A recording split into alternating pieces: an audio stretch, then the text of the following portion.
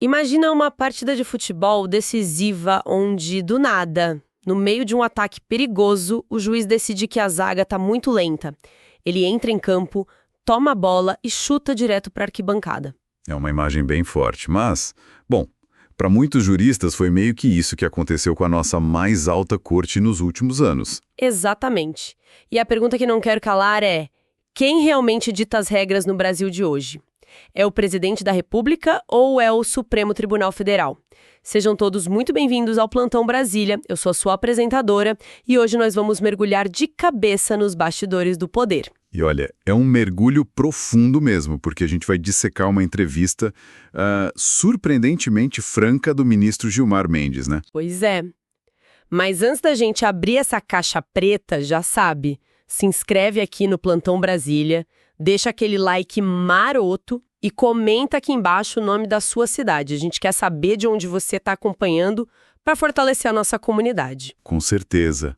Mandem aí nos comentários.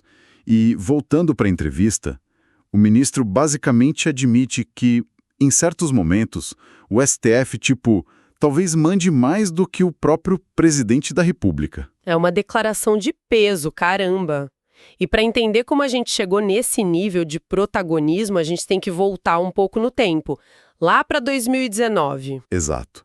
Bem na abertura daquele famoso inquérito das fake news. O inquérito que foi iniciado pelo então presidente do tribunal, o ministro Dias Toffoli, e sem pedido externo. Mas peraí, me explica uma coisa. O judiciário não deveria ficar, assim, inerte? Esperando ser provocado pelo Ministério Público para só então agir? Bom, em teoria, sim. É a regra básica do jogo.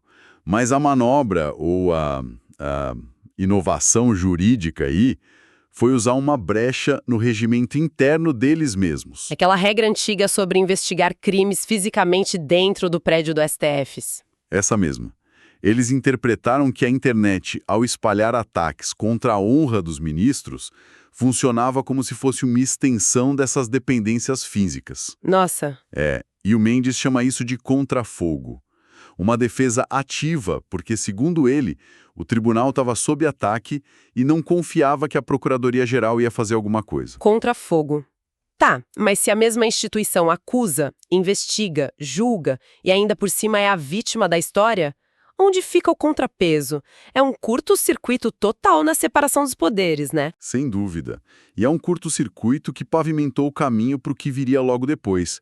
Porque uma vez que o tribunal aprende a agir por conta própria para se defender, ele começa a usar essa mesma musculatura para moderar grandes crises externas. Entendi. E o maior laboratório para isso foi a pandemia, certo? Aquele embate gigante com o governo Bolsonaro. Exatamente. Quando o governo federal entrou em colisão com estados e municípios sobre as políticas de isolamento, o STF interveio. Eles garantiram que os governadores tivessem autonomia para seguir a Organização Mundial da Saúde. E o argumento do Mendes, lembrando aqui de forma bem imparcial, é que essa intervenção era incontornável e, no fim das contas, salvou vidas, né? Isso.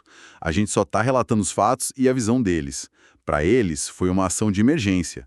E hoje a gente viu o tribunal agindo quase como um árbitro moderador em várias frentes, como quando barrou o chamado orçamento secreto. Nossa, o próprio Mendes até fala que o modelo político brasileiro atual está hipertrofiado e distorcido. Pois é.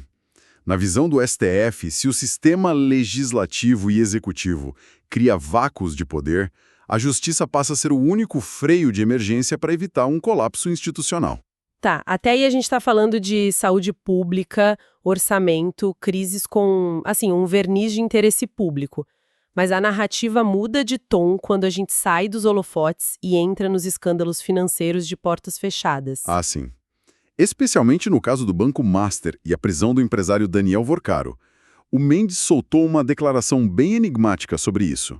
Aquela de que a sociedade só está vendo a fotografia do escândalo e não o filme completo, né? Exatamente. E o que é esse filme completo? Ele indica que, lá nos bastidores, rolou uma pressão monumental de atores políticos poderosíssimos para evitar que a justiça agisse nesse caso. Caramba! E quem são esses atores ocultos, sabe? Onde isso acontece? Bom, não é com documento oficial no balcão da justiça.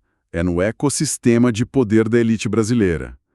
E aí as fontes citam o Fórum de Lisboa, que alguns banqueiros já apelidaram de o novo Davos. Peraí, como assim o novo Davos?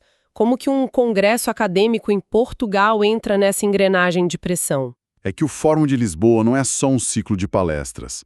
É um espaço de convivência do outro lado do oceano, onde ministros, banqueiros, parlamentares, todo mundo divide voo, mesa de jantar e lobby de hotel. Longe de Brasília. Bem longe dos olhos de Brasília.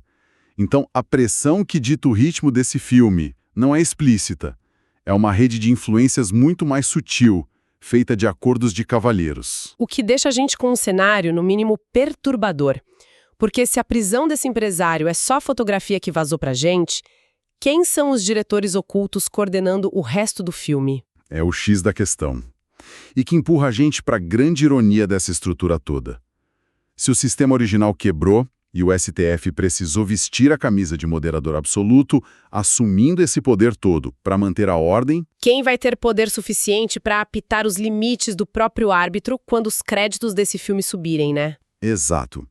Uma questão essencial para a gente levar para a próxima manchete política. É uma provocação e tanto para não deixar ninguém dormir hoje. E você que está acompanhando, o que acha de tudo isso? Quem dita as regras, afinal? Conta pra gente aqui nos comentários para gerar aquele debate. Isso aí, a gente quer ver a opinião de vocês. Não esquece de deixar o like, se inscrever no Plantão Brasília para fortalecer a nossa comunidade e continuar acompanhando os bastidores do poder com a gente. Um grande abraço e até a próxima!